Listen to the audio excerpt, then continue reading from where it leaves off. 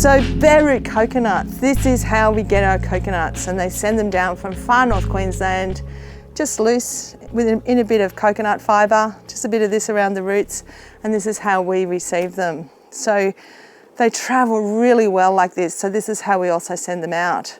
But they like a very humid tropical environment. So this is our fog machine, which creates a very fine, moist, humid environment. And this is where we keep our coconuts while they're here at Daleys. So it's a perfect environment for strengthening up plants that have come out of tissue cultured flasks that are very tender and fragile. So this is a really fabulous and exciting new addition to Daleys Nursery. What do you do with your plant on arrival? So the first thing is just check the roots. And if you feel there, I can feel that that root there is actually broken. So it's not going to hurt my plant if I cut that root off.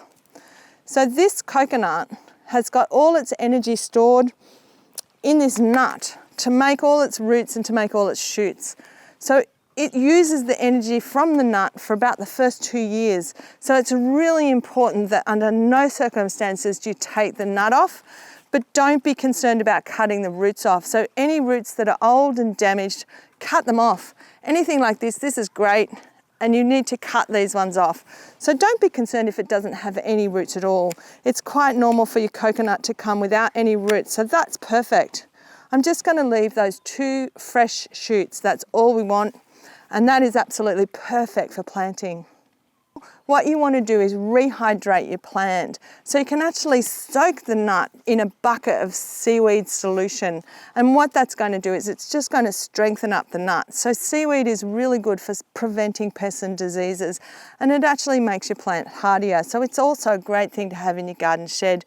And soak it for at least an hour. You can soak it for up to a day. Don't leave it in the bucket. Don't forget it and go to work for a week. But just rehydrate it and get it ready to plant. So where do coconuts grow? Coconuts are tropical. They're what we call a strictly tropical plant. They're tropical and they grow on the beach. So you don't see them in the mountains. You don't see them in Melbourne. They are really perfectly suited to growing in a tropical coastal climate. Now, if you are outside of that area and you want to grow a coconut, what you need to know is that they ideally like temperatures that are 20 to 30 degrees centigrade. They don't like it when it drops below that.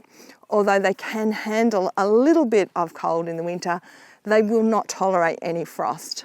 They also like a very humid environment. So they ideally like 70% humidity throughout the year. So if you're tropical, you'll find coconuts grow easily. If you're not tropical, you're going to find them difficult. So don't be surprised if you try one and you don't succeed. But it's because tropical plants love really hot, humid conditions. If you can offer them that, you're going to have success. If you can't, you might be better growing something suited to your climate.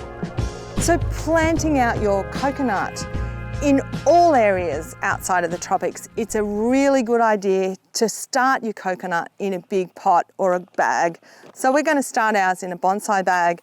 And what you need is a pot that's big enough to fit the nut and the palm. So that's nice and comfortable. That's a really good sized pot. And because all the roots are going to come from this part of the nut, you want to bury that plant down to there.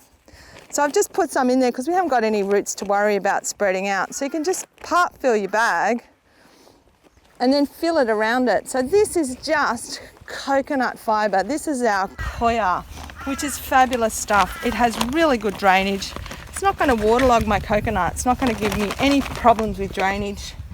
And I can add slow release nutrients to this mix, which is all my coconut's going to need for the first couple of years. So what you want to do is get it growing really well in its bag, get it established. So you want it about like that.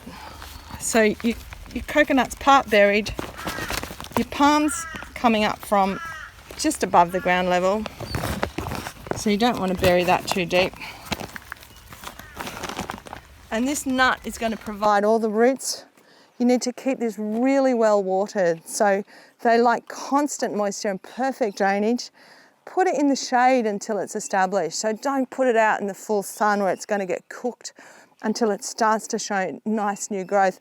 And don't be concerned if it looks a little bit stressed for a little while. So the first couple of leaves might be weak growing leaves. Once it starts to make vigorous new growth, it's well established and it's ready to thinking about putting in its final home. So once your palm is a couple of meters tall, it's ready to plant in the ground. So what you need is a well-prepared site, and your coconut's going to love very good drainage. So build a mound, a bit like an avocado, lots of compost and organic matter, and you can add cocoa fibre and husks, all that sort of stuff to your well-composted mound. You can start doing it when you put your coconut in the bag, so it's got 2 years to mature, and you can keep adding to that composted mound.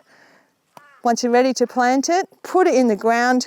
If your nut comes off after 2 years, it's nothing to worry about, but don't plant it any deeper than you've had it in your bag. That's a general rule with plants, so make sure you keep it at the same line on your palm when you plant it into the ground and keep the moisture up to it. So it's going to love that tropical climate, and if you can provide it with that, you're going to be picking coconuts in 5 years, maybe 6 years, 10 years. It is going to vary. You need to be patient.